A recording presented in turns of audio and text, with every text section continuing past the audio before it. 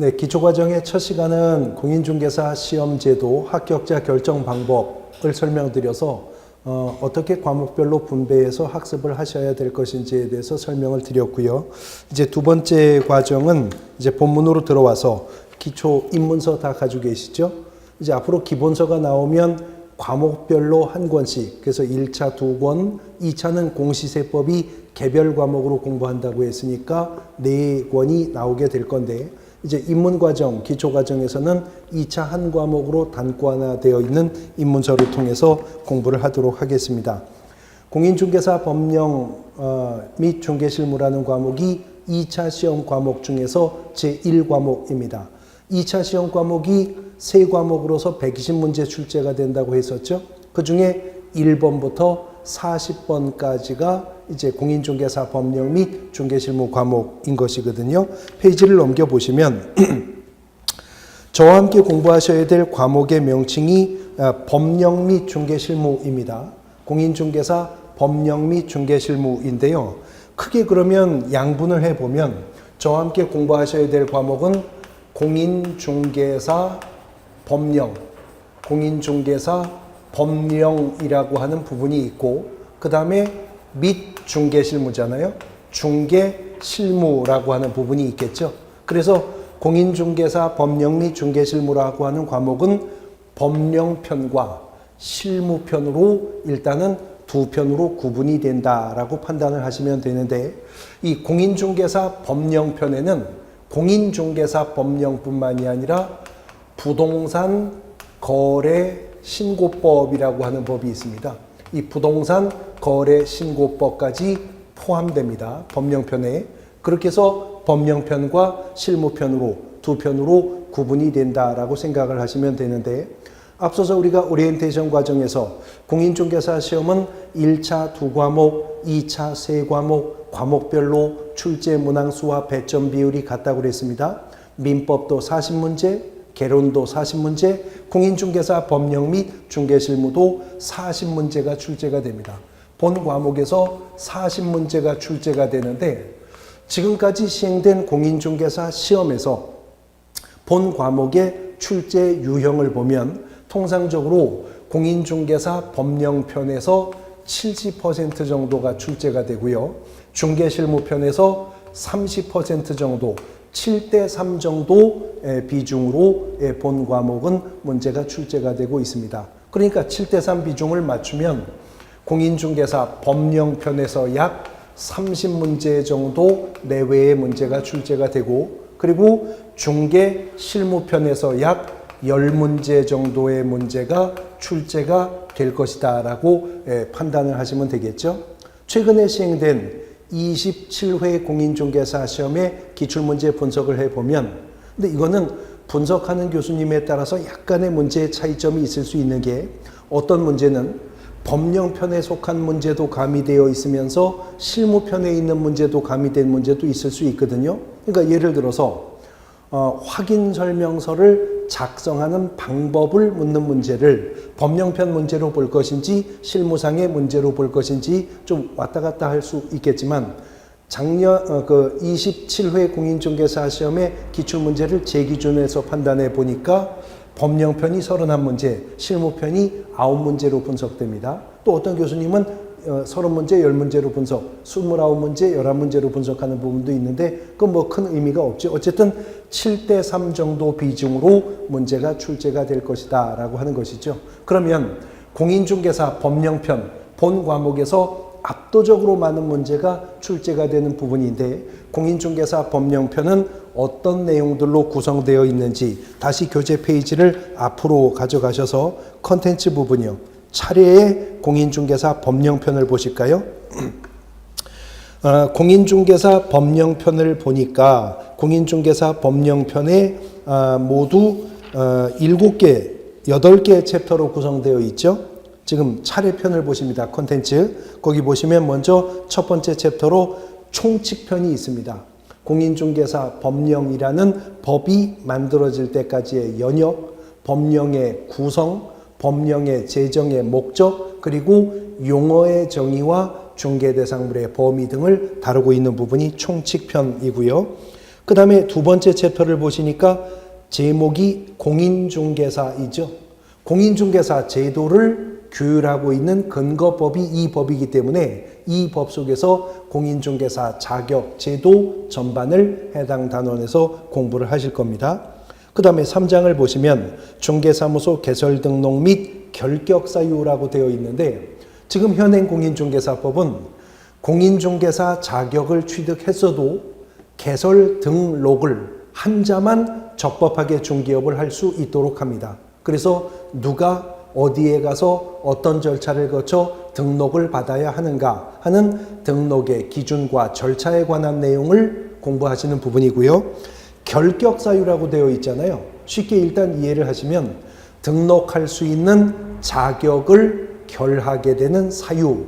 그래서 공인중개사법은 10조 1항 1호부터 12호까지 쭉 결격 사유 규정을 나열하고 있어요.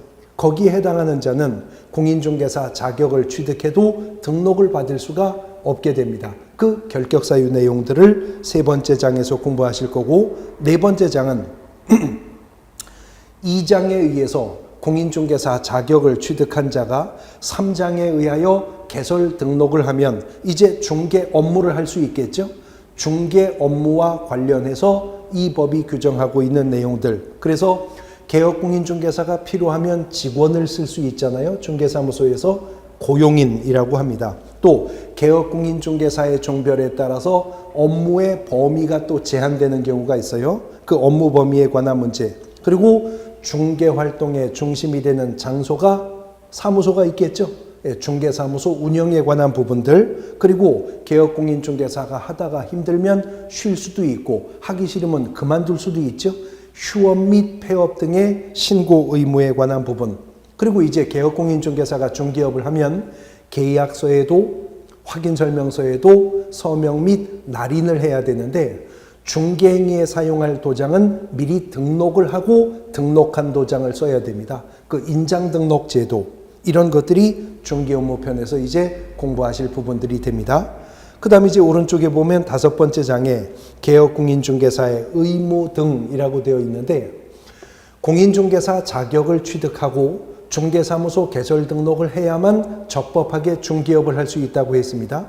그러나 등록을 한 자도 중개업을 영위할 때 이런저런 의무를 준수해야 된다라고 하는 의무와 책임을 본법이 규정하고 있습니다.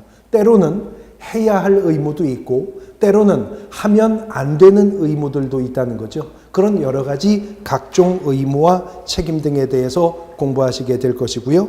6장을 보시면 지도, 감독 등이라고 되어 있는데, 법이 어떠한 의무와 책임을 부여했다면 그 의무와 책임을 이행하지 않는 자를 적발해서 일정한 제재를 가하여야 의무와 책임의 이행을 강제할 수 있겠죠. 그래서 법령을 위반한 자에게 가해지는 각종 제재로서 행정 처분과 벌칙에 관한 내용들을 이제 구분하여 공부하시는 단원이 지도감독 등입니다. 7번째 챕터를 보시면 공인중개사 협회라고 하는 게 있죠. 의사협회, 변호사협회, 약사협회, 건축사협회, 이런 전문 자격사의 단체들 중에는 공인중개사 협회라고 해서 개업공인중개사들이 모여서 만든 단체가 있는데, 역시 공인중개사 협회를 규율하고 규정하는 근거법이 이 공인중개사법입니다. 그래서 협회라고 하는, 공인중개사 협회라고 하는 단체에 대해서 하나의 장으로 공부를 하시게 될 것이고, 법령 위반에 대해서는 등록 취소, 자격 취소 등과 같은 행정 처분뿐만이 아니라 형벌이 부과될 수도 있습니다. 3년 이하의 징역 또는 2천만 원 이하의 벌금, 이런 형벌 부과될 수도 있고, 500만 원 이하 또는 100만 원 이하의 과태료 처분이 부과될 수도 있죠. 그런 벌칙에 관한 부분이 8번째 챕터에서 다루어질 겁니다. 실제 법령편 70% 출제되는 곳에는 부동산 거래 신고법도 포함된다고 했었죠. 그래서 이제 이어지는 단원에서 그 부동산 거래 신고제에 관한 문제를 공부하실 것이고요. 그 다음에 이제 중개실무편인데, 이 실무라는 말은 실제 업무라는 뜻이죠. 그래서 중개실무는 개업공인중개사가 한 건의 중개를 완성해 나아가는 과정에 따라서 단원이 구성되었습니다. 의뢰인과 중개계약을 체결하고 중개계약 체결한 중개대상물이 개업공인중개사가 중개대상물, 즉 팔아달라는 땅이나 집에 대해서 조사 확인을 하는 방법, 또 조사 확인을 마쳤으면 개업공인중개사가 중개활동을 통해서 당사자를 소개하고 당사자 사이에 거래조건 교섭해서 계약 체결 시도하겠죠. 계약이 체결되면 중개는 완성되는데 개업공인중개사의 중개로 거래 당사자 간의 계약이 체결되면 알선 소개했던 개업공인중개사가 토지매매계약서, 주택임대차계약서, 상가교환계약서, 계약서를 써줘야 돼요. 그 계약서 작성하는 방법까지가 법정중개실무의 흐름의 과정이고요. 그뿐만 아니라 이 중개실무와 관련된 개별 법규의 내용들이 있습니다. 여기서 이제 주택임대차보호법, 상가건물임대차보호법, 부동산 등기특별조치법, 부동산 실권리자 명의등기에 관한 법, 외국인 토지법 또는 민사집행법, 또 공인중개사의 매수신청 대리인 등록에 관한 대법원 규칙의 내용들까지도 공부하시게 될 것인데, 최근의 중개실무의 기출문제의 출제 유형을 보면 이러한 개별적 중개실무편에서 출제가 두드러집니다. 주택임대차보호법, 상가건물임대차보호법, 부동산 실명법, 외국인 토지법, 이런 부분에서 중개실무편은 출제가 두드러지고 있어요. 근데 이런 내용들은 또 민법 및 민사특별법이나 부동산 공법이나 부동산 공시법 시간에서도 공부하시는 내용들이거든요. 그래서 중개실무편은 다른 과목에서 배우시는 내용들과도 유기적인 연관학습을 또 하셔야 득점할 수 있는 문제들도 많이 출제가 되고 있다라고 하는 거죠. 이렇게 해서 공인중개사 법령실무는 단원이 구성되어 있고, 출제 비중도 이렇게 7대3 정도 비중으로 나누어져서 문제가 출제가 되고 있기 때문에 일단은 탄탄한 고득점 확보의 기반을 마련하는 것은 법령편에 대한, 압도적으로 많이 출제되는 법령편에 대한 내용 이해가 전제가 되어 있어야 하겠죠. 그리고 설명드린 대로 중개실무편은 다른 과목에서 공부하신 내용들과 유기적으로 연관해서 학습하는 부분이기 때문에 중개실무편의 세부적인 내용들은 다른 민법, 개론, 공법, 공시세법의 기초과정과 기본과정이 어느 정도 다져진 상태에서 그 토대를 가지고 이제 우리가 연관하면서 학습할 것이기 때문에 본 기초과정에서는 중개실무편은 아주 간략하게만 개괄적 설명을 하게 될 것입니다. 자, 이런 내용들을 가지고 공부하시게 될 것인데, 이제 본 진도로 돌아와 보죠. 공인중개사 법령편, 우리 기초서 입문서 22페이지를 보시면 첫 번째 챕터 1 총칙의 1절 중기업 제도와 공인중개사법 일반이라고 되어 있고요. 그 다음에 부동산 중기업의 변화, 그래서 표가 하나 22페이지에 나오고 있죠. 예, 그 표를 중심으로 부동산 중개 제도의 변천 과정에 대해서 이제 설명을 드리려고 합니다. 근데 먼저 결론부터 말씀드리면 부동산 중기업 법제의 연역과 변천 과정은요, 직접적으로 문제가 출제가 되는 부분은 아닙니다.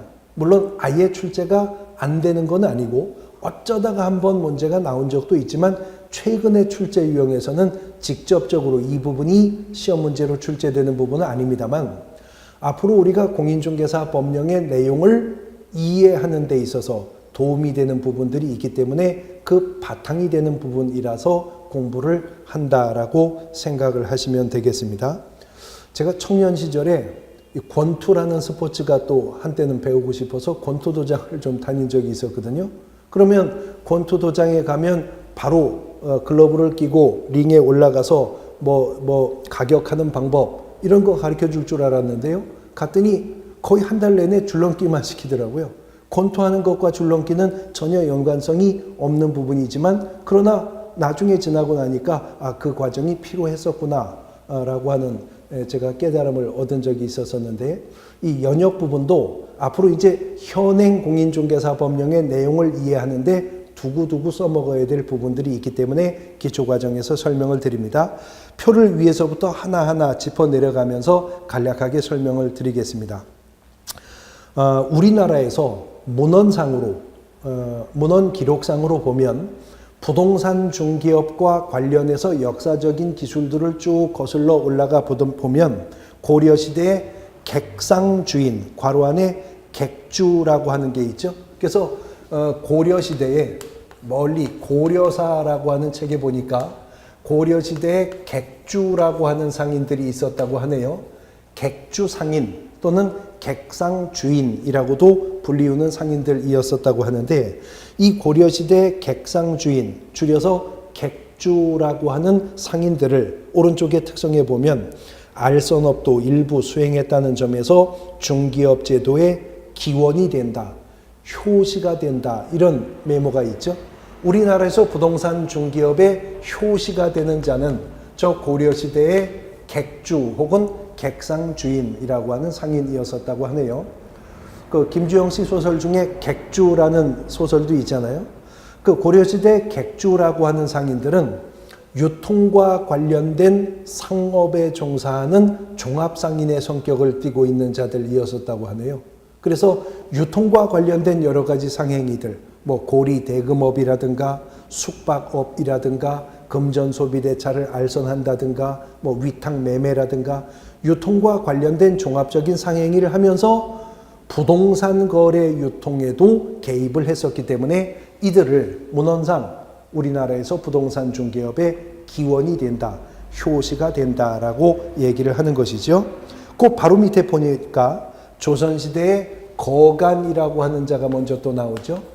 조선시대에 거간이라고 하는 자가 소개되고 있는데, 이 거간이라고 하는 말은요, 한자로 있을 거 사이 간자 씁니다. 있을 거 사이 간, 즉 거래 당사자들 사이에 서 있다, 그런 뜻이겠죠. 그래서 이 거간이라고 하는 분들은 거래 당사자 사이에 서서 그들이 거래가 성사될 수 있도록 중간에서 흥정을 붙이는 거죠. 그게 거간이 하는 업무였었다고 하네요. 그런데 이러한 거간들이 조선 마렵에 나와서는 전문화, 분업화 양상을 띠게 되다가 보니까 거간하는 전문 업종들이 이제 구분이 되더라는 거죠. 그래서 포목 거간, 뭐 아니면 쌀 거간, 뭐 이런 소금 거간, 이렇게 거간 업종들이 구분이 되게 되더라는 겁니다. 지금도 우시장에 가면 우거간이라고 불리우는 분이 있대요. 지금도. 우시장에서 그 우거간이라고 불리우는 분은 소 팔러 나온 사람, 소 사러 나온 사람, 그 사람들 사이에 서서 흥정을 붙이는 거죠. 그래서 소를 팔고 사는 거를 흥정을 붙여서 그 거래가 성사되면 소 판분한테도 얼마, 소 산분한테도 얼마 구전 수입을 받는 것을 업으로 하는 분들을 지금도 우시장에서는 우거간 뭐 그렇게 부른다고 하네요. 이렇게 거간이 분화되게 되다가 보니까 지금의 부동산의 개념인 토지나 가옥의 매매만을 전문으로 알선하는 거간들이 생겨나더라는 거죠. 그래서 거간 앞에다가 집 가자를 붙여서 가거간 혹은 가쾌, 이 가쾌 할 때 이 쾌자는 한자로 거간 쾌자 쓴답니다. 가쾌 혹은 순우리말로 집주름, 뭐 이런 표현들을 이들에게 호칭으로서 썼었다고 하는데, 이러한 가쾌나 집주름은 지금의 부동산의 개념인 토지나 가옥의 매매를 전문적으로 거간하는 분들이었었기 때문에 오른쪽의 특징을 보니까 뭐예요? 최초의 부동산 개업 공인중개사다. 최초로 부동산 중개업을 영위한 상인으로서 역사적인 의미를 부여를 한다는 것입니다. 그런데 조선이나 고려는 엄격한 신분에 의한 계급사회였었죠. 사농공상의 신분에 따르는 계급이 있었었고, 그 계급에 따라 그 할 수 있는 업종과 업무가 정해져 있었었는데, 이런 객주나 거간 업무는 사농공상 중에 어디에 속하는 거죠? 그 당시의 신분으로서는 가장 비천한 직종인 상행이잖아요. 농보다도 밑에 있죠. 농보다도 밑에 있는. 그러니까 그 당시 이런 업무를 수행하는 데 있어서 가장 밑바닥 업종이니까요.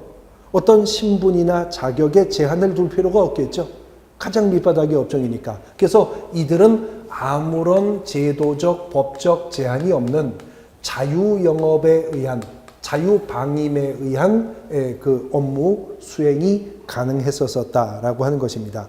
그런데 조선시대 마렵에 와서 이러한 가거간, 각회가 난립을 하면서 과당 경쟁으로 인해서 거래 질서, 문란 등의 문제가 생겼기 때문에 1893년에 객주 거간 규칙이라고 하는 법이 한성부령으로 만들어졌다고 하는데, 이 1893년에 제정되었다는 1893년에 만들어진 객주거간 규칙이라고 하는 이 법제는 인가제 형태로 입법이 되었다는 거죠.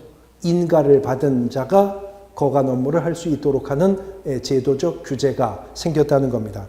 아무런 규제 없는 자유영업제로 내려오던 부동산 중개업계에 가해진 법제이기 때문에 1890년의 객주거간 규칙, 오른쪽의 특성을 보면 최초의 법제다.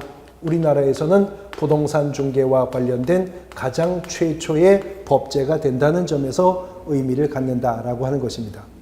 근데 이러한 객주거간 규칙은 얼마간 시행이 되다가 1910년 일제에게 국권을 침탈당하는 문제가 생기죠.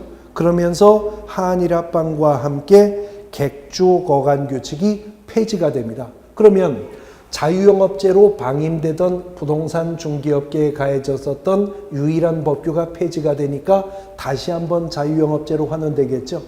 규제가 없어져 버리니까. 그런데 1922년 일제에 의해서, 일제강점기하죠. 일제강점기하에 소개 영업 취체 규칙이라고 하는 법으로 이제 대체되게 되는데, 이 소개영업 취체 규칙은 일제강점기하에 일제에 의해서 입법이 된 법이었었다고 하는데요.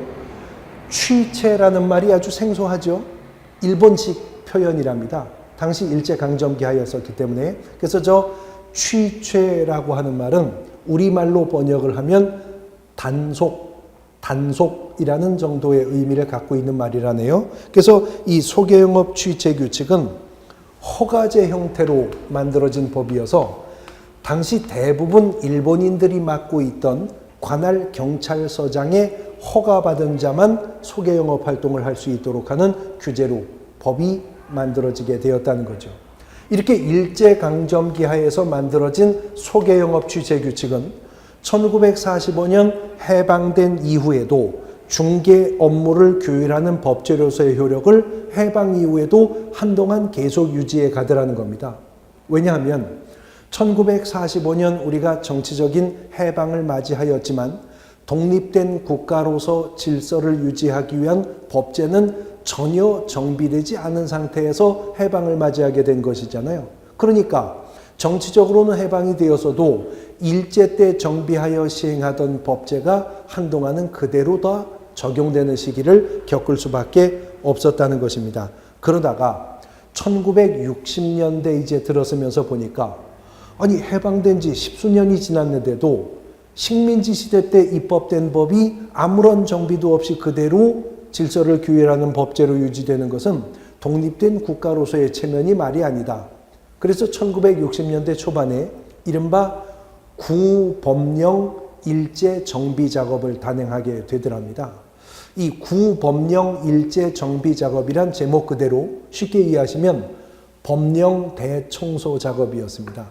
그러니까 그 내용은 1962년을 기한으로 정해놓고 62년까지 정비하지 않은 일제 치하에서 만들어진 식민지 치하의 법제들은 다 효력을 없애버리겠다는 거죠. 근데 이 소개영업 취체 규칙도 일제강점기 하에 만들어진 법이었었기 때문에 그 정비 대상이 되는 구법령 중에 하나에 속하는 거잖아요. 그래서 그 구법령 일제 정비 작업에 맞추어서 급조하여 만들어진 법이 그 아래 칸에 1961년 제정되었다는 소개영업법이라고 하는 이름을 가진 법이었었답니다. 명칭도 일제강점기에서 만들어진 법과 명칭도 비슷하죠.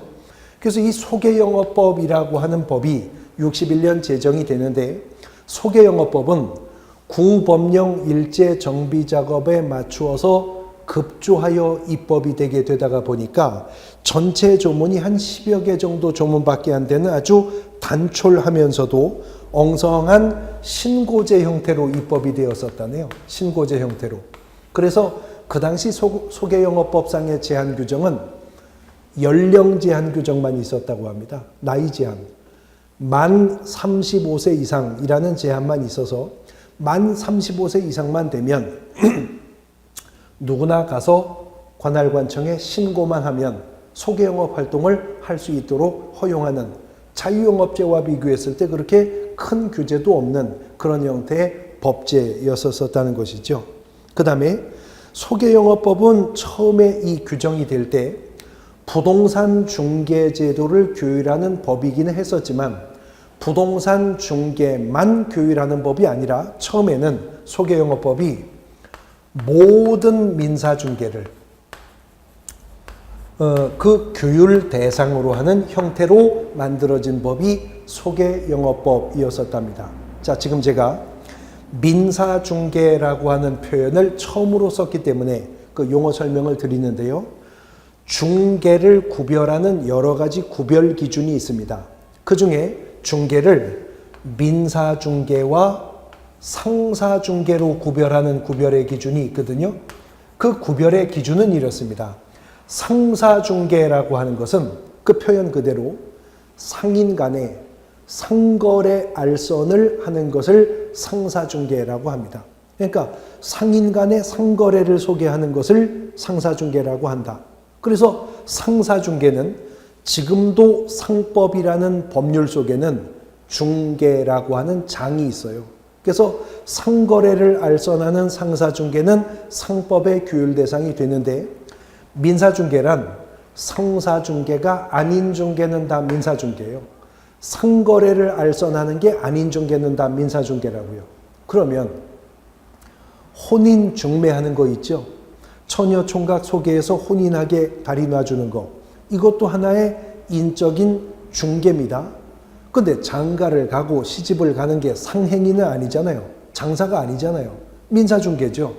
또 그 직업 소개, 직장을 구하는 사람을 쓰려고 하는 회사 사이에서 직업 소개하는 거, 인적 중개인데 그것도 상행위는 아니죠. 그게 민사중개에 속하죠. 이런 혼인, 중매, 직업 소개, 금전 소비대차의 알선, 이런 것들이 다 민사중개의 대상이 되는데, 부동산 중개라고 하는 것은 본질적으로 땅 팔고 집 사고 방세에 들어가는 걸 소개하는 게 부동산 중개 아니에요? 근데 우리가 땅을 팔고 집을 사고 방을 세 들어가는 행위는 상행위로 하는 게 아니죠. 장사가 아니잖아요. 그러므로 부동산 중개도 민사 중개에 속해서 혼인 중매, 직업 소개, 금전 소비대차, 알선 등과 같은 민사 중개 등과 함께 소개영업법의 규율 대상에 놓였었다는 거죠.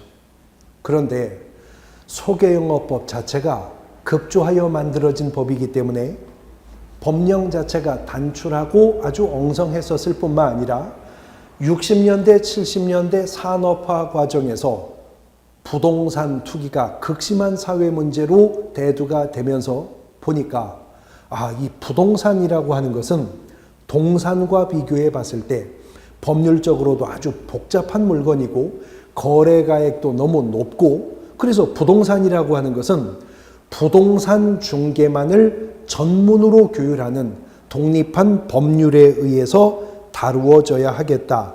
이런 입법의 필요가 생기게 되었다는 것이죠. 그래서 1983년에 부동산 중개만을 전문적으로 규율하는 독립한 법률이 필요하다라고 하는 이유에 의해서 국회의원 입법의 형태로 부동산 중개업법이라고 하는 법이 제정이 되게 되더라는 겁니다. 어떤 법이 새롭게 만들어질 때 우리가 제정된다라고 하죠. 83년 부동산 중개업법이라는 법이 제정이 되었는데, 항상 어떤 새로운 법률이 제정이 되는 것은 그 당시의 정치 상황, 경제 상황, 사회 상황 등을 모두 반영하는 결과입니다. 소개영업법 시절에 보니까 아무나 가서 신고만 하면 부동산 중개를 할 수 있도록 하니까 이것이 부동산 투기의 원인이 되는 거 아니냐. 아무나 가서 신고만 하면 중개업을 할 수 있도록 허용을 하니까 부동산 거래 질서의 문란의 원인이 되지 않느냐. 이런 반성하에 부동산 중개업법이 제정되었다는 겁니다. 그래서 사실 이 부동산 중개업법 제정은 그 당시 83년 부동산 투기 종합 억제 대책의 일환으로 입법 작업이 이루어진 게 부동산 중개업법이었었대요. 그래서 부동산 중개업법은 제정 당시에는 단속법규적인 성격이 아주 강한 허가제 형태로 법이 제정이 되었습니다. 그러니까 이 법이 이제 제정되어 시행된 이후부터는 신고만 하면 중개업 할 수 있는 게 아니라 허가의 기준을 갖추어 허가관청에 와서 허가 받은 자만 앞으로는 중개업을 할 수 있게 하겠다. 그러니까 제도가 강화되는 것이죠. 그런데 허가관청이 당신은 중개업 할 수 있도록 허가를 하겠다. 당신은 중개업 할 수 없는 자니까 허가를 안 해주겠다. 그 기준이 있어야 되겠다라는 필요가 생기게 되었다는 거죠. 그러려면 부동산 중개업을 할 수 있는 전문적인 자격, 지식, 소양을 갖춘 자를 검증해서 걸러낼 수 있는 장치가 있어야 되겠고, 그러려면 전문 자격 제도가 있어야 되겠다. 그래서 1983년 부동산 중개업법이 제정이 될 때 지금 여러분들이 도전하고 계시는 공인중개사라고 하는 자격제도요. 공인중개사라고 하는 자격제도가 이제 도입이 되게 되었다는 거죠.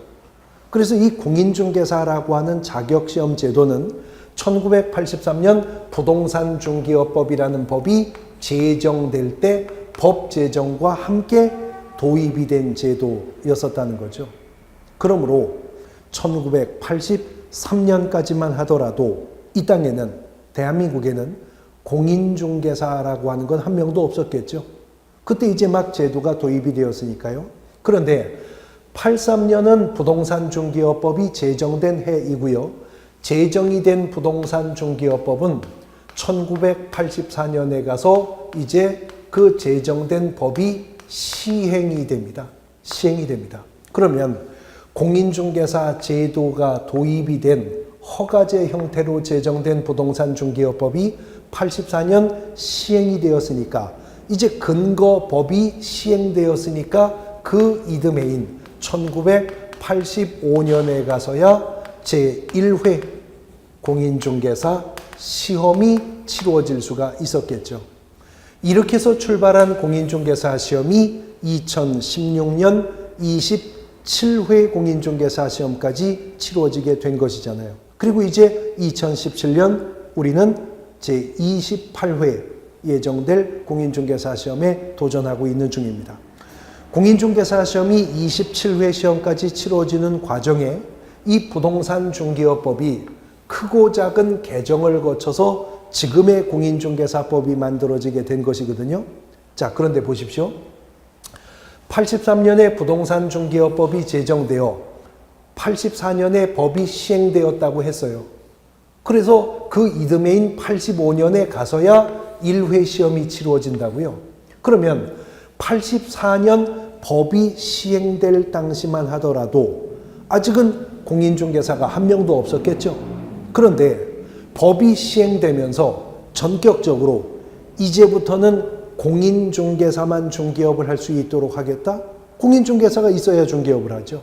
그러니까 85년 1회 시험을 치르고 나서요, 86년 2회 시험, 87년 3회 시험, 88년 4회 공인중개사 시험, 올림픽 하던 해 88년 4회 공인중개사 시험까지 치르고 나서 1989년에 부동산 중개업법이 1차 개정을 하는데, 첫 번째 개정을 하는데, 첫 번째 개정을 하면서 비로소 앞으로는 신규 허가는 새로운 중기업 허가는 공인중개사 자격증을 가진 자만 앞으로는 허가를 하겠다라고 개정되어 90년부터 이제 개정안이 시행이 된 거죠.